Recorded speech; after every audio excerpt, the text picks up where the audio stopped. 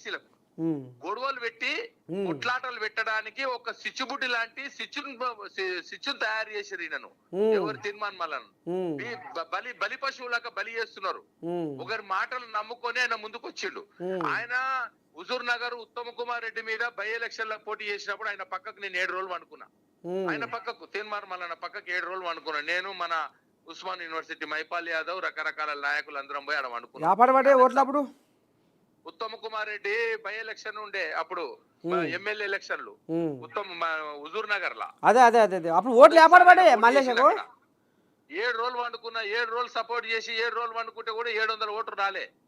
ఇట్లా కాదని చెప్పేసి అంటే నువ్వు ఆనాటి నుంచి, నేను ఎందుకు చెప్తున్నా ఈ మాట అంటే, ఆనాటి నుంచి నీ మైండ్ మొత్తం పొలిటికల్ లెక్కలనే ఉంది. కానీ నేను బీసీలకు ఎవరైనా చదువుకున్న పిల్లలకి ఏమన్నా నువ్వు ఏమైనా చేస్తున్నావా? చదువుకున్న పిల్లలకి ఏమన్నా నువ్వు స్కాలర్షిప్లు ఏమైనా ఇప్పించినవా?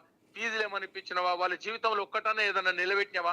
ఓరి పాడైపోదు ఏందే రావగొట్ట గట్ట మాట్లాడుతావు. గాంధీ భవన్ కు రాని జనాలు నా క్యూ న్యూస్ ఆఫీస్కి వచ్చిర్రు. నేను ఎంతో మందిని ఆదుకున్నా. జాతరే మొత్తం నా క్యూ న్యూస్లో నేను ఎంతో మందికి సేవ చేసిన అని మరి ఆ కోయిలా చెప్తుంది. గాంధీ భవన్ కూడా రాలేదు అట్లా ఆడికి వచ్చిన జాతర.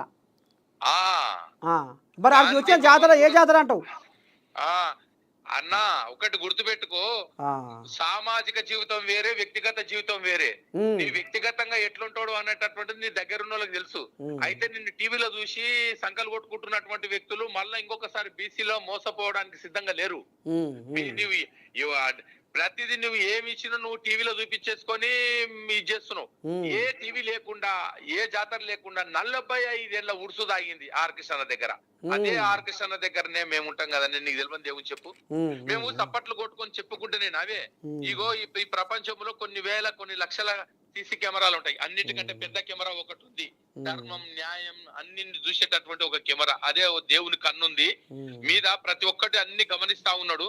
ఎవడు ఏంది ఎంత అనేటటువంటిది ప్రతి ఒక్కటి కూడా చూస్తూనే ఉన్నాడు. ఎంత మందికి, ఎన్ని వేల మందికి, ఎన్ని లక్షల మందికి మేము విద్యార్థులకు సాయం చేసినామో గ్రామాల్లో పోయి మైక్ పట్టుకుంటే ప్రతి విద్యార్థి చెప్తాడు నర్సే తాత.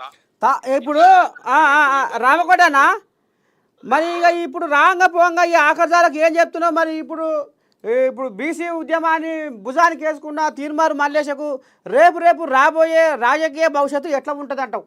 రాజకీయ భవిష్యత్ అనేటటువంటిది నువ్వు చేస్తున్నదే రాజకీయం. ప్రజాసేవ చేయనటువంటి వ్యక్తి నువ్వు రాజకీయం చేస్తున్నావు కాబట్టి నీ ఎత్తుగడలకు, నీ యొక్క ఊపిరి దుంపులకు, నీ దీనికి ఎవరు కూడా గాలి వస్తే కూడా చెట్టు ఊగుతుంది, మళ్ళీ చక్కగా నిలబడుతుంది. గాలి లాక దీనిలాక అయ్యేటటువంటిది కాదు. ఇది ప్రజాస్వామ్యం. ప్రజాస్వామ్యంలో ప్రజలకు నచ్చే విధంగా, మెచ్చే విధంగా మాట్లాడితేనే ఇదైతుంది. నువ్వు కేసీఆర్ రెచ్చగొట్టిన తర్వాత కేసీఆర్ కంటే ఎక్కువ రెచ్చగొట్టనికే మరి రేవంత్ రెడ్డి వచ్చే. రేవంత్ రెడ్డి రెచ్చగొట్టేసి రేవంత్ రెడ్డి కూడా మేము ఒక్కసారి మోసపోయినా మోసపోలేదా? మోసపోయిన తర్వాత నెలకే తెలిసిపోయా కదా. నా నెలకే తెలిసిపోయినాక మళ్ళీ ఇప్పుడు ఈయనకంటే ఎక్కువ నేను రెచ్చిపోతున్నా అనేటటువంటిది రేవంత్ రెడ్డినే వండబెట్టనికే, రేవంత్ రెడ్డినే గూట్ల కూర్చోబెట్టనికేనే ప్రయత్నం చేసి నేను కూడా ఇంతకంటే ఎక్కువ మాట్లాడగలుగుతాను. నాకు కూడా టీవీ ఉంది, నాకు కూడా నోట్ల మాటలు ఉన్నాయి. నేను కూడా ఎమ్మెల్సీ అయి కోట్లు సంపాదించుకున్నా. నేను నిన్న మొన్ననేమో ఛాయకు పైసలు అంటివి, ఒక్క ఛాయ పైసలే బిడ్డ అంటివి, ఛాయకు పైసలే ఇంద్ర అంటివి.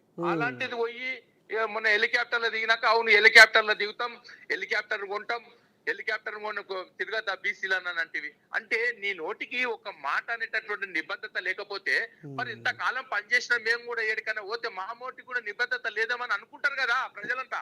అట్లాంటప్పుడు బీసీలు ఒక అడుగు ఎన్నికి కేసినట్టే కదా. రెచ్చగొట్టినట్లు ప్రజలకు నేను ఏం చెప్తున్నంటే, ప్రజలకు గాని, ఈ అగ్రవర్ణాలకు గాని, ఈ రాజకీయ పార్టీలకు గాని, మేధావులకు గాని, విద్యార్థులకు గాని, మహిళలకు గాని ప్రతి ఒక్కరికి నేను ఒక విజ్ఞప్తి చేస్తున్నా. తీన్మార్ మల్లన్న మాట బీసీ మాట కాదు. తీన్మార్ మల్లన్న మాట బీసీ మాట అనేటటువంటిది కాదు. ఆయన మాట్లాడింది బీసీలకు వర్తించదు. ఇది తీర్మానం చేస్తున్నా. సరే రామకోటనా అర్థమైందే. నువ్వు ఒక్క మాట అన్నావు. ఇప్పుడు బువ్వ మొత్తం చూడవలసిన అవసరం లేదు, మెతుకు చూస్తే సరిపోతుంది అన్నట్టు ఇప్పుడు తేలిపోయింది. ఎందుకంటే ఇప్పుడు జనాలకు కూడా అర్థమైంది.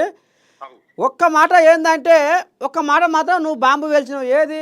తీర్మారు మల్లేశ మంత్రి పదవికి ఆశపడ్డాడు కాబట్టి ఇక అక్కడ తోక కత్తిరిచ్చిర్రు. అట్టట ఉంటుంది. నీకంటే పెద్ద ముత్తైదువులు పెద్ద తలకాయలు మస్తుగా ఉన్నాయి కాబట్టి నువ్వు ఇప్పుడే వచ్చి రింగ రింగ అని నువ్వు కొప్పు పెడతా అంటే మళ్ళీ లేనిదో తీరకాయ ఏమవుతుంది కచ్చపెచ్చ వ్యవహారం అవుతుంది కాంగ్రెస్లో అనేది మరి ఇది పొక్కినట్టుంది అందుకనే ఈ కోడి దాకా నువ్వు పక్కకు పెడితే ఇక ఇట్ట కాదని ఈ కోడిగా ఇప్పుడు కోడి కనుక పెంటగాడ దోడతా ఉంటే పెంకాసులు అన్నట్టు ఇక ఇది ఇట్లా కెలిగిస్తా ఉంటే ఏదో కూడా అవుతుంది అనుకుంది కానీ ఆఖరికి వస్తున్న కల్లా ఇక తట్ట బుట్ట చదువుకొని పోవాల్సి వచ్చింది చూడాలి మరి రేపు బీసీ బిడ్డలు తీర్మారు మల్లేశకు ఏ రకంగా సపోర్ట్ చేస్తారు ఇప్పటికే నిన్న మొన్న ఎమ్మెల్సీ ఎలక్షన్లలో ఈ కోడిగా షెడ్డో పాటు ప్రచారం చేసిన బీసీల ఓటు బీసీలకే అంటే ఈడ మరి ఎక్కడ పోయిందో బీసీ నినాదము బీసీ వాదము ఆఖరికి వస్తారు కల్లా మరి చివరికి ఒకటే మాట అగ్రవర్ణాలకు తీన్మార్ మల్లన్న మాట నొప్పించినట్టయితే అది బీసీల మాట కాదు అని చెప్తున్న అగ్రవర్ణాలకు బీసీలు ఆయన మా తరపున ప్రతినిధిగా మేము నియమించుకోలే ఆయన మాట బీసీలు మొత్తం మాట్లాడినట్టు కాదు. ఆర్ కృష్ణయ్య గారు మాట్లాడితే అల్లంపల్లి రామకోటి మాట్లాడితే ఆ రకంగా ఎందుకంటే సుదీర్ఘంగా లోతుగా పునాదిగా పనిచేసిన వాళ్ళం. అందుకే అగ్ర కులాలు ఇక్కడ బీసీలు సోదర భావంతో ముందుకెళ్తా ఉన్నాం కాబట్టి 75 ఏళ్లుగా బీసీలము ఎస్సీలము ఎస్టీలము మైనార్టీలను కలిసి ఈ పాలన జరుగుతా ఉంది. ఇంతకాలం మీరు పాలించారు, ఇప్పుడు మేము పాలిస్తామని చెప్పేసి నిలబడటం ఆ పోటీ వేరే, రెచ్చగొట్టుడు వేరే. రెచ్చగొట్టడం వల్ల వెనకటికి యుద్ధాలు జరిగిన చూడు అట్లా యుద్ధాలు చేస్తూ యుద్ధాల వల్ల మాకు రాజ్యం అక్కర్లేదు. సామరసంగా నువ్వు పాలించడం మేము పాలిస్తాం అనేటటువంటి